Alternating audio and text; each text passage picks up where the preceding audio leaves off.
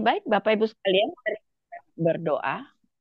Bapa kami yang di surga, kami bersyukur Bapa jika pada pagi hari ini kembali kami boleh datang untuk boleh merenungkan firman-Mu.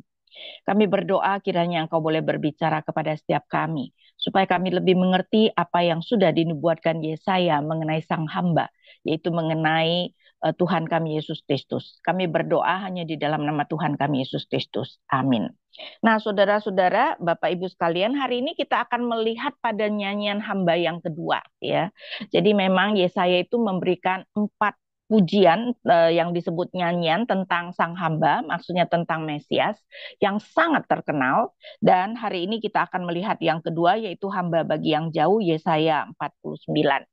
Next, kalau kita melihat strukturnya, maka ayat 1 sampai 6 itu adalah perkataan sang hamba tentang bagaimana Yahweh memanggilnya dan perkataan Yahweh kepadanya. Nah, kemudian nanti ayat 7 sampai 12 itu adalah perkataan Yahweh kepada sang hamba. Kalau tadi adalah tentang, ini adalah kemudian kepada sang hamba, dan ayat 13 adalah respon yang seharusnya umat Allah berikan. Nah, next kita akan melihat kembali identitas sang hamba. Ingat ya, minggu lalu ketika kita berbicara tentang Yesaya 42, kita juga berbicara tentang identitas, terutama dia itu adalah Allah, ilahi, ya, karena dikontraskan dengan berhala. Dia adalah seorang penakluk, seorang pemimpin, karena dikontraskan dengan Raja Kores, dan dia adalah bukan Israel. Nah, di sini terutama kita mau melihat apakah dia Israel atau tidak, karena orang-orang Yahudi menganggap nyanyian-nyanyian sang hamba itu tentang Israel. Begitupun beberapa tokoh sekarang ya, ahli-ahli biblika misalnya di dalam komentari-komentari juga masih ada orang yang menganggap sang hamba adalah Israel. Nah, itu adalah gara-gara ada ayat-ayat seperti ini. Kita lihat ayat 3. Ia berfirman kepadaku, engkaulah hambaku, hai Israel. Engkaulah hambaku, hai Israel. Tapi saudara, ya, sebuah istilah itu memang bisa dipakai untuk beberapa tokoh. Misalnya anak Allah. Anak Allah secara tunggal itu bicara tentang Mesias, tetapi anak-anak Allah itu bisa berbicara kita orang-orang percaya, tapi anak-anak Allah di dalam Ayub 1 ayat 6 misalnya berbicara tentang malaikat ya. Jadi satu istilah itu memang bisa dipakai untuk hal-hal yang berbeda. Nah, di sini memang dikatakan engkaulah hambaku Israel. Tapi saudara, kalau kita melihat di dalam pasal 48, jadi satu pasal sebelumnya, tidak mungkin sang hamba adalah Israel. Kenapa begitu? Karena coba kita lihat ayat 1, 48 ayat 1, dengarlah firman ini, hai kaum keturunan Yakub yang disebut dengan nama Israel, yang bersumber dari keturunan Yehuda. Ya, jadi ini jelas berbicara tentang Israel. Tapi coba lihat ayat 4. Oleh karena aku tahu bahwa engkau tegar tengkuk, keras kepala, dan kepala batu.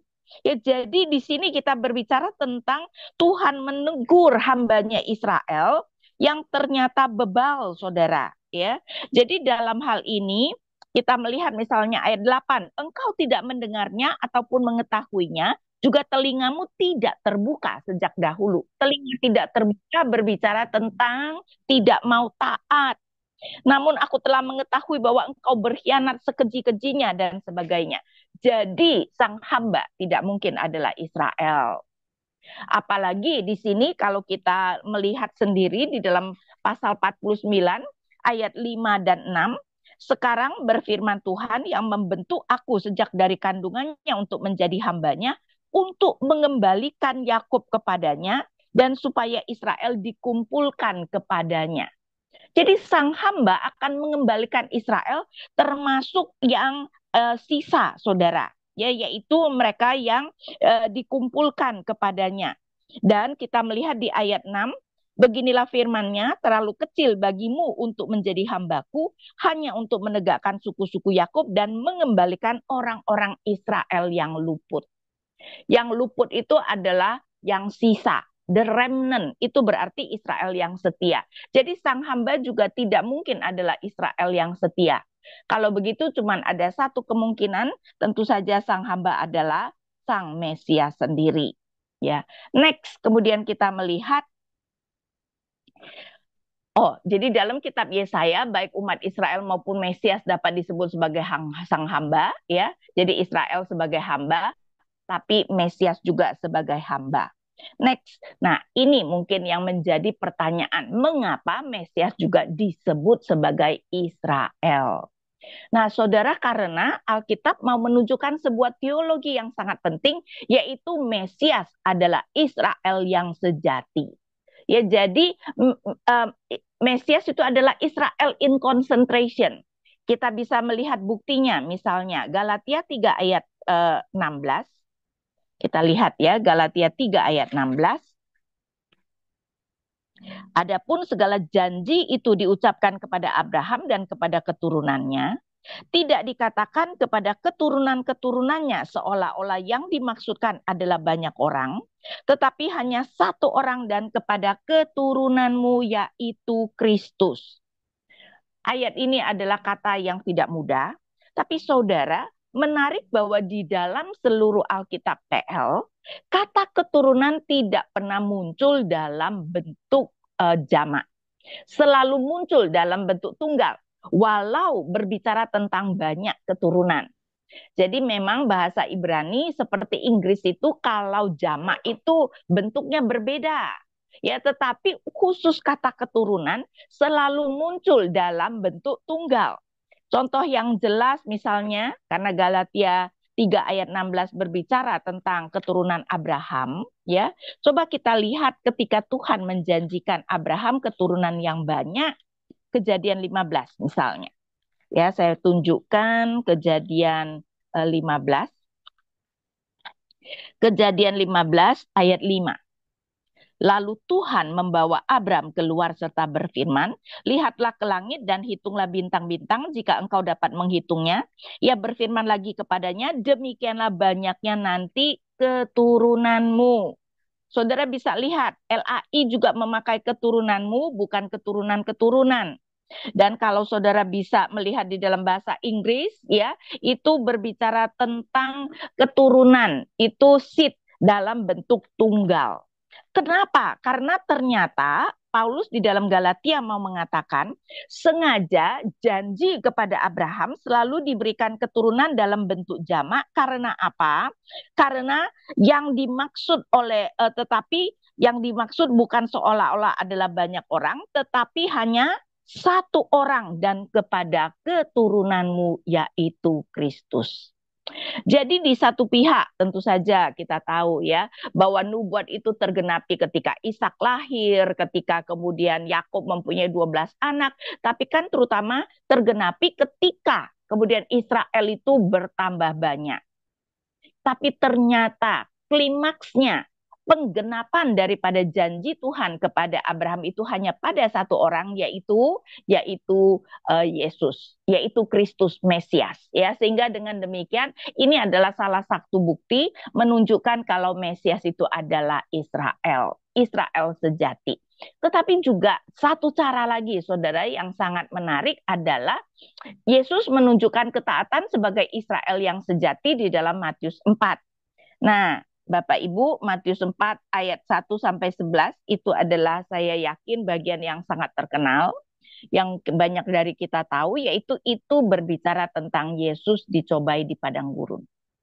Bapak Ibu sadar tidak kalau Yesus 3 kali mengutip ya karena diserang oleh iblis dan Yesus selalu menjawab dengan mengutip Alkitab.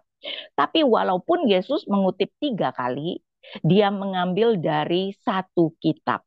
Yaitu apa? Kitab Ulangan. Mengapa Yesus hanya mengambil dari kitab Ulangan? Saudara, kitab Ulangan disebut Ulangan karena Musa mengulang peristiwa-peristiwa yang penting, mengulangi hukum-hukum yang penting. Karena apa? Karena sekarang Musa berbicara kepada generasi yang kedua. Dia sendiri tidak bisa masuk Kanaan. Jadi ini adalah ucapan perpisahannya karena nanti dia harus pergi untuk mati, sedangkan nanti Israel akan dibawa Yosua untuk menyeberangi Sungai Yordan. Kenapa mengutip dari kitab Ulangan adalah Ulangan itu karena mengulang lagi apa sebenarnya yang terjadi pada Israel generasi pertama. Ulangan terutama berbicara tentang generasi pertama 40 tahun di padang gurun. Nah, pada saat ini ketika Yesus dicobai, Yesus ada di mana? Yesus ada di padang gurun. Dia sudah berapa lama? Dia sudah 40 hari di padang gurun. Saudara lihat nggak?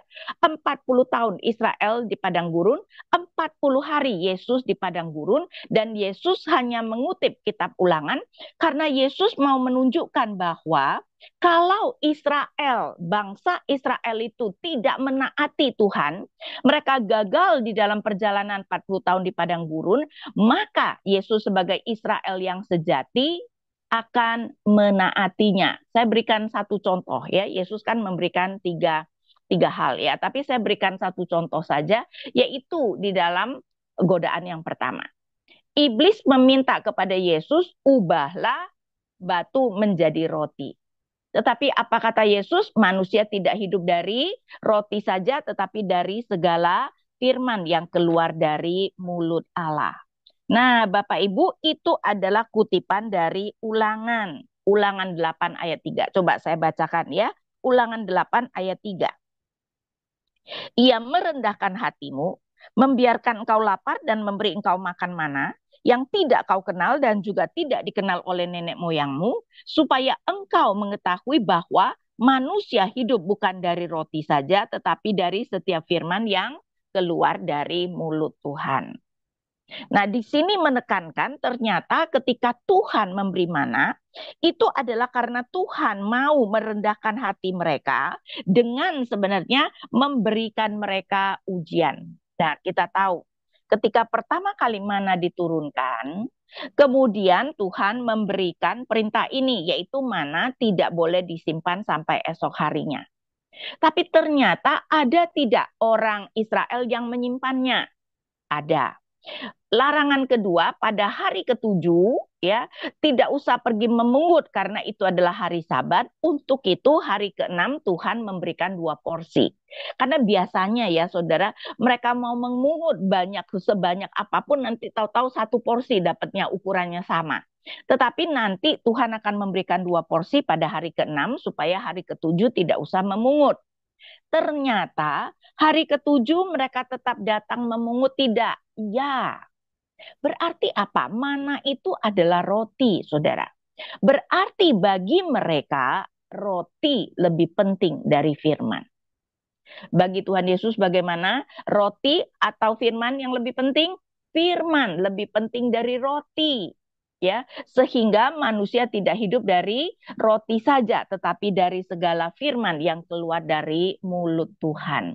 Saudara lihat nggak ketidaktaatan Israel secara harafiah? Yesus tunjukkan ketaatannya ya, dan itu kenapa Yesus lakukan untuk menekankan dia adalah Israel yang sejati ya. Karena itu kenapa Mesias juga disebut Israel.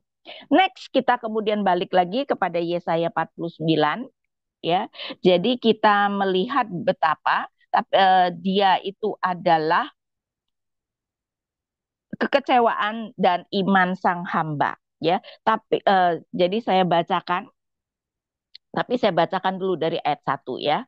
Dengarlah hai aku, hai pulau-pulau, perhatikanlah hai bangsa-bangsa yang jauh. Itulah kenapa tema kita hari ini adalah hamba bagi yang jauh. Tuhan telah memanggil aku sejak dari kandungan, ia menyebut namaku sejak dari rahim ibuku. Ia membuat mulutku seperti pedang tajam dan mengamankan aku dalam naungan tangannya. Ia menjadikan aku panah yang runcing dan menyembunyikan aku dalam tabung panahnya. Ia berfirman kepadaku, engkaulah hambaku hai Israel, dan melaluimu aku akan menyatakan keagunganku. Ayat 4, namun aku berkata, aku telah bersusah payah dengan percuma dan menghabiskan kekuatanku dengan sia-sia dan tak berguna. Tetapi hakku ada pada Tuhan dan upahku pada Allahku. Nah, Saudara, di sini kita melihat ya, apa yang terjadi adalah si hamba mengeluh. Karena apa? Karena dia kecewa. Dan ini menunjukkan natur manusianya. Kita tahu bahwa Yesus adalah sepenuhnya Allah dan sepenuhnya manusia, ya. Sehingga sebagai manusia dia kecewa, dan kalau kita ingat pelayanannya, tentu saja kita tahu, Saudara, ya, dia itu banyak dimusuhi orang, terutama di Yerusalem.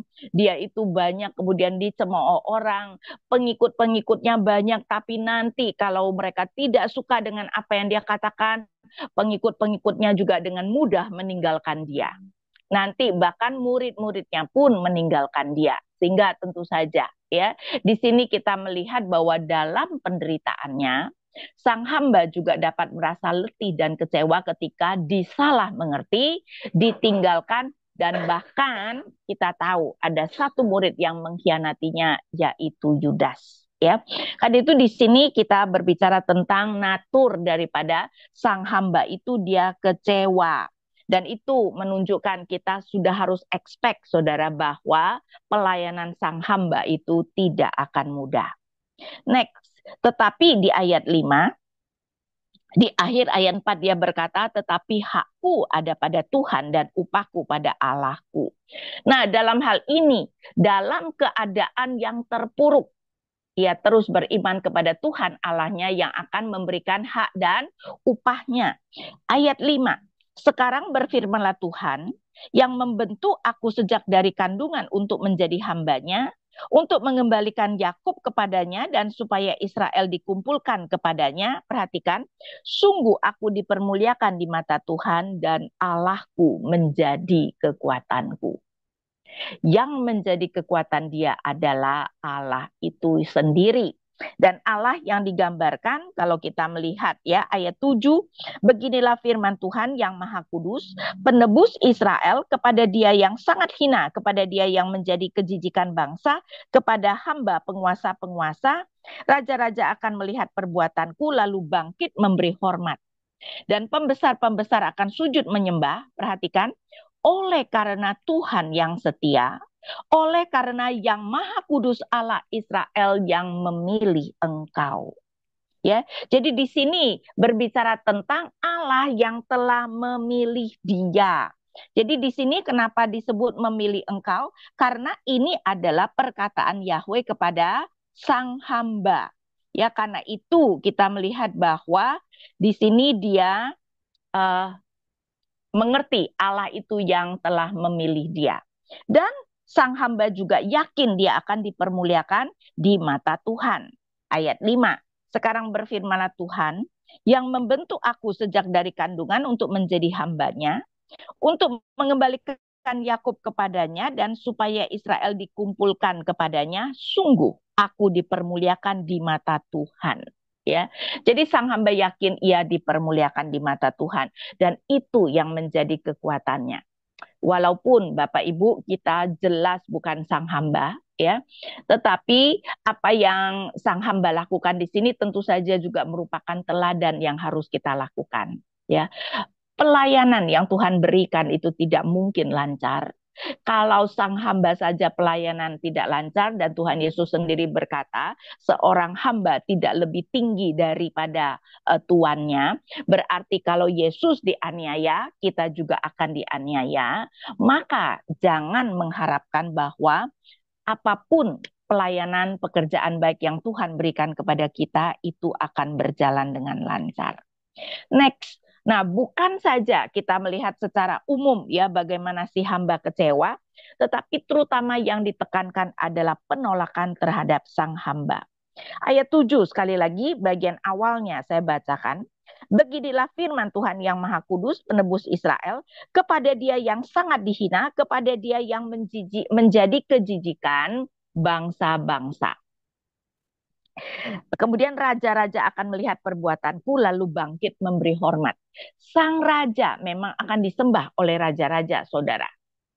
Tetapi kesuksesan sang hamba tidak terlepas dari penolakan, terutama dari umatnya sendiri. Ya, sebelum kita melihat lagi ayat 7 ini, ingat Yohanes 1 ayat 11. Yohanes berkata, ia datang kepada miliknya, tetapi orang-orang miliknya itu tidak menerimanya. Nah, balik lagi kepada Yesaya 49 ayat 7. Ketika dikatakan kepada dia yang menjadi kejijikan, LAI memakai kata bangsa-bangsa, tapi sebenarnya bangsanya adalah tunggal dalam bahasa Ibrani. Kata bangsa memang biasanya dipakai untuk bangsa-bangsa lain selain Israel. Tetapi kenapa di sini kelihatannya menunjuk kepada Israel? Karena memang mau mengatakan Israel sudah melakukan tindakan seperti bangsa lain. Jadi kepada dia yang menjadi kejijikan satu bangsa, tetapi kepada hamba penguasa-penguasa, raja-raja. Nah, penguasa-penguasa, raja-raja baru dalam bentuk jamak. Artinya yang menolak Yesus adalah bangsanya sendiri.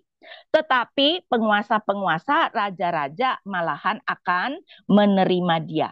Kita akan melihat ini lebih jelas lagi ketika kita melihat pujian hamba yang terakhir ya di dalam Yesaya 52 dan 53. Jadi di sini sudah ya dinubuatkan tentang penolakan terhadap sang hamba terutama oleh bangsanya sendiri. Dan memang kita tahu saudara ya, terutama yang menolak Yesus dan meminta Yesus disalibkan adalah para pemimpin agama orang Yahudi. Pilatus saja mau melepaskan Yesus, tetapi para pemimpin yang kemudian menghasut umat dan meminta supaya Yesus disalibkan. Next, kemudian kita melihat tugas sang hamba. Nah, perhatikan tadi di ayat 1 bagian tengah, Tuhan telah memanggil aku sejak dari kandungan. Ia menyebut namaku sejak dari rahim ibuku. Sang hamba sudah dipanggil sejak dari dalam kandungan. Ayat 5. Sekarang berfirmanlah Tuhan yang membentuk aku sejak dari kandungan untuk menjadi hambanya. Sang hamba sudah dipanggil sejak dari kandungan. Yohanes Pembaptis di dalam kandungan ibunya pun ya ketika ibunya bertemu dengan Maria yang mengandung Tuhan Yesus pada waktu itu Yohanes Pembaptis juga langsung dipenuhi oleh Roh Kudus dan kemudian menunjukkan betapa dia sangat bersukacita. Yeremia 1 ayat 5. Sebelum aku membentuk engkau dalam rahim ibumu, aku telah mengenal engkau. Dan sebelum engkau keluar dari kandungan, aku telah menguduskan engkau. Aku telah menetapkan engkau menjadi nabi bagi bangsa-bangsa. Ini adalah apa yang Allah lakukan. Dan saya percaya ini bukan hanya pada Mesias maupun Yeremia, tapi pada kita semua. Bahwa Allah itu sudah mengenal kita, karena itu kita percaya doktrin pilihan, ya. Allah itu sudah mengenal itu menunjukkan relasi, saudara, mau menunjukkan Allah itu sudah memilih kita, bahkan sudah memberikan tugas bagi kita. Efesus 2 ayat 10, tujuan kita diselamatkan adalah untuk melakukan apa? Pekerjaan-pekerjaan baik yang sudah Allah persiapkan sebelumnya.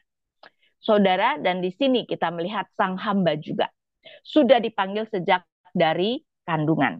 Kemudian kita melihat ayat 2, ia membuat mulutku seperti pedang tajam dan mengamankan aku dalam naungan tangannya. Ia menjadikan aku anak panah yang runcing dan menyembunyikan aku dalam tabung panahnya. Jadi sang hamba adalah alat, digambarkan pedang yang tajam, anak panah yang runcing. Kita tahu pada zaman kuno itulah senjata untuk berperang, saudara ya. Jadi sang hamba adalah alat yang efektif di tangan Tuhan dan juga dilindungi Tuhan. Ya, dan mengamankan aku dalam naungan tangannya. Ya. Nah, next kita kemudian melihat masih mengenai tugas sang hamba. Sang hamba akan menjadi terang bukan hanya bagi Israel, karena kalau kita melihat di tengah ayat 5 untuk mengembalikan Yakub ya, tetapi juga ayat 6 terlalu kecil bagimu untuk menjadi hambaku hanya untuk menegakkan suku-suku Yakub. Jadi ini juga menjadi terang bagi bangsa-bangsa yang jauh. Karena itu ayat 1. Dengarkanlah aku hai pulau-pulau, perhatikanlah hai bangsa-bangsa yang jauh. Kita lihat ayat 12. Lihat ada orang yang datang dari jauh dan yang dari utara dan dari barat dan ada yang dari tanah Sinim. Saudara, kita itu bisa mengenal Tuhan karena memang Tuhan sudah menetapkan bahwa si hamba juga akan menjangkau, menjadi terang bagi orang-orang yang jauh. Tapi bukan itu saja, saudara. Kita lihat ayat 6 ya, sekali lagi. Beginilah firman-Nya, terlalu kecil bagimu hanya untuk menjadi hambaku, hanya untuk menegakkan suku-suku Yakub dan mengembalikan orang-orang Israel yang luput. Perhatikan, aku akan membuat engkau menjadi terang bagi bangsa-bangsa, suatu karya keselamatanku sampai ke ujung bumi. Sebenarnya kata karya itu tidak ada, itu adalah tambahan LAI. Lebih tepat adalah sang hamba bukan hanya memberikan tapi adalah keselamatan. Jadi seharusnya supaya keselamatanku sampai ke ujung bumi. NASB mengatakan so that my salvation may reach, may reach to the end of the earth.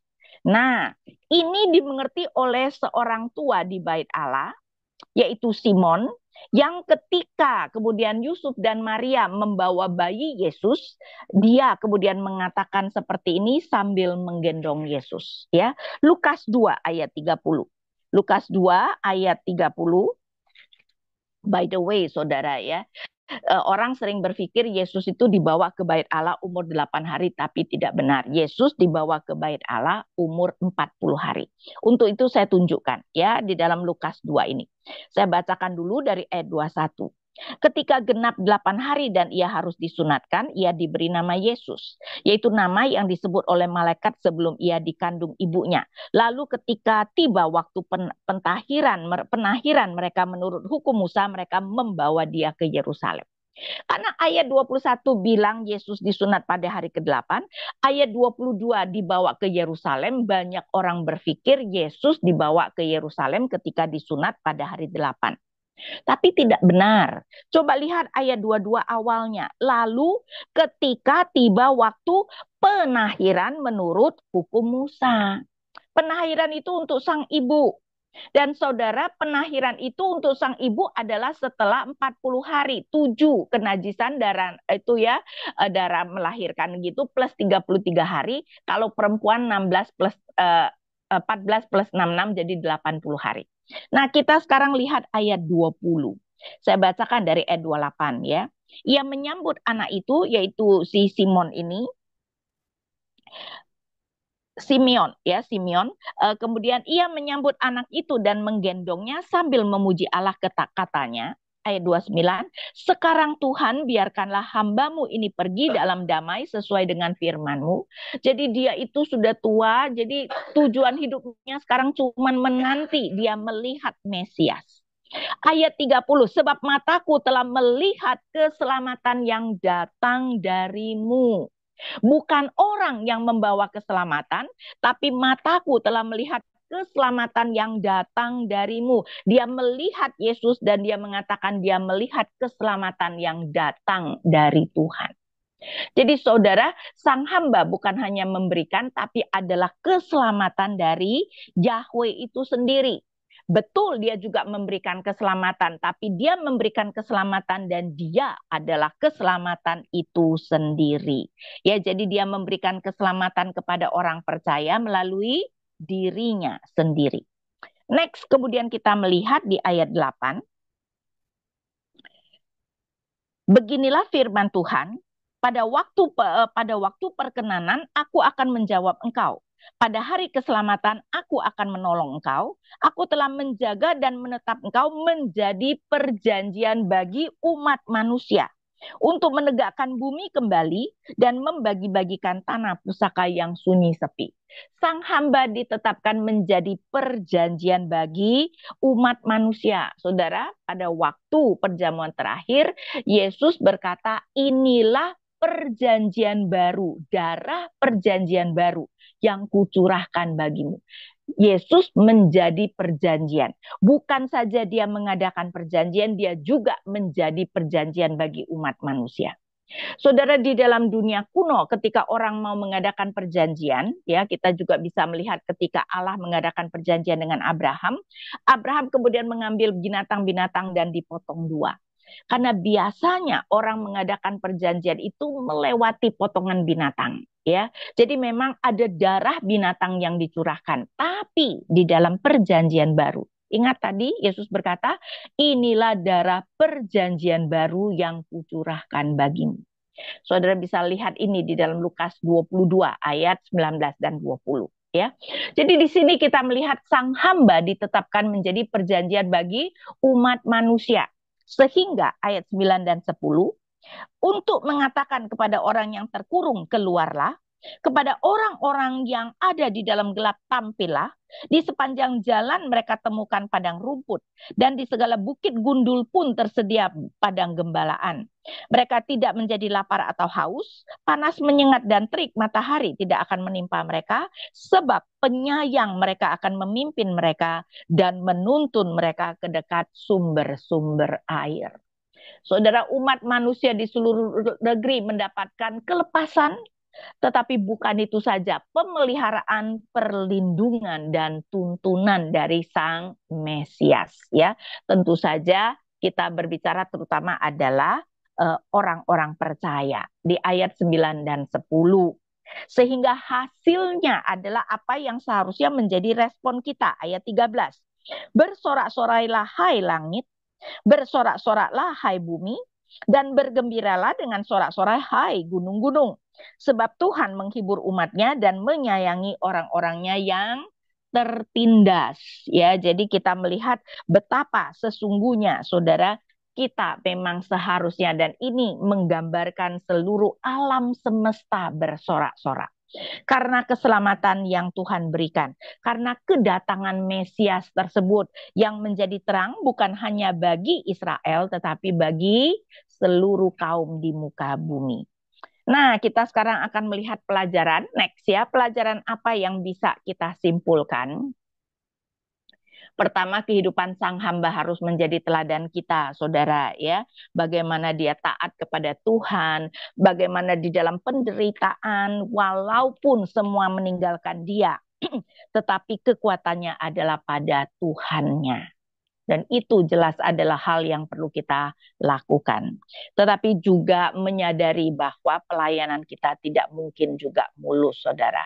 Ya, nah umat Allah juga akan mengalami penderitaan. Kita perlu tetap beriman kepada Allah. Bahkan seharusnya semakin besar penderitaan, semakin kita tahu kita butuh penyertaan dan kekuatan dari Tuhan. Karena memang dan Allah sudah mempersiapkan pekerjaan bagi kita yang sudah ditebus. Jadi setiap kita itu punya panggilan, dan ini juga adalah sebuah kesalahpahaman yang sering dimiliki oleh orang Kristen, seakan-akan hanya hamba Tuhan yang diberikan panggilan, tapi tidak. Tuhan itu sudah mempersiapkan pekerjaan baik bagi setiap kita. Nah, pekerjaan baik itu memang ada yang secara umum Tuhan mau kita lakukan. Sehingga ya, perintah-perintahnya kita seharusnya mengasihi Allah dan mengasihi sesama. Kita seharusnya mengampuni orang lain. Kita seharusnya memuridkan, menginjili, dan mengajar orang lain secara umum. Tapi ada perintah-perintah khusus, pekerjaan baik yang khusus Tuhan berikan kepada kita. Apakah kita menjadi bisnismen, atau jadi dokter, atau jadi guru, jadi accountant, atau apa saja. Itu adalah panggilan Tuhan. Dan ingat, seperti Tuhan sudah memanggil Mesias dalam kandungan, dan Yeremia dan Yohanes Pembaptis dalam kandungan, kita juga Bapak Ibu sudah dipanggil sejak dari dalam kandungan. Ini adalah pekerjaan baik yang sudah Tuhan persiapkan sebelumnya. Jadi ingat, kita itu tujuan hidup kita bukan untuk diselamatkan, Bapak Ibu, ya. Dan ini sering sekali adalah kesalahan orang Kristen, berpikir tujuan hidup kita untuk diselamatkan. Tidak. Keselamatan tidak boleh menjadi tujuan akhir, keselamatan harus menjadi titik awal kita. Sekarang setelah diselamatkan, akhirnya kita bisa mulai melakukan sesuatu yang diperkenan Tuhan. Kita bisa mulai melakukan pekerjaan baik yang sudah Tuhan persiapkan. Sebelumnya tidak mungkin, saudara. Karena apa? Karena segala sesuatu yang tanpa iman adalah dosa. Sebelum kita percaya, apapun yang kita lakukan adalah dosa, termasuk walaupun kita mengasihi keluarga kita. Tetapi mengasihi keluarga tanpa iman itu adalah dosa.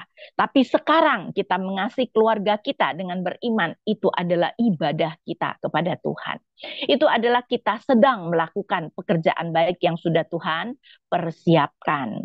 Karena itu ingat, tujuan kita adalah melakukan pekerjaan baik yang sudah Tuhan persiapkan. Dan Tuhan Yesus berkata, jadilah terang supaya orang melihat perbuatan baikmu dan memuliakan Bapa di surga. Next, saudara, kesuksesan kita orang percaya tidak boleh berdasarkan pemikiran dunia, tetapi berdasarkan ketaatan kita kepada Allah. Jadi kita dapat merupakan kesuksesan melalui penderitaan, dan secara umum seharusnya itu, saudara, kesuksesan kita di dalam melakukan apapun yang Tuhan mau kita lakukan, termasuk sekarang pekerjaan kita di kantor, termasuk bagaimana kita membina keluarga, dan tentu saja termasuk pelayanan-pelayanan rohani atau di gereja, itu adalah bisa merupakan kesuksesan melalui penderitaan, ya. Karena itu ketika banyak kesulitan, kita tidak boleh lari, kita jangan putus asa. Itu adalah cara yang umum yang Tuhan berikan. Cara yang umum Tuhan memberikan kesuksesan kepada hamba-hambanya melalui kesulitan dan penderitaan, ya. Karena itu ini adalah hal yang seharusnya kita lihat bagian yang umum. Ingat ya, bumi dunia sudah diserahkan kepada si jahat. Tidak mungkin ketika kita melakukan pelayanan Tuhan itu akan berjalan mulus.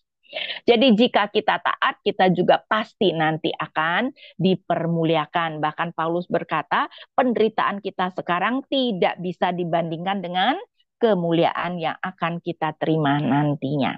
Oke, saya selesai memaparkan. Sekarang saya berikan kesempatan untuk boleh bertanya.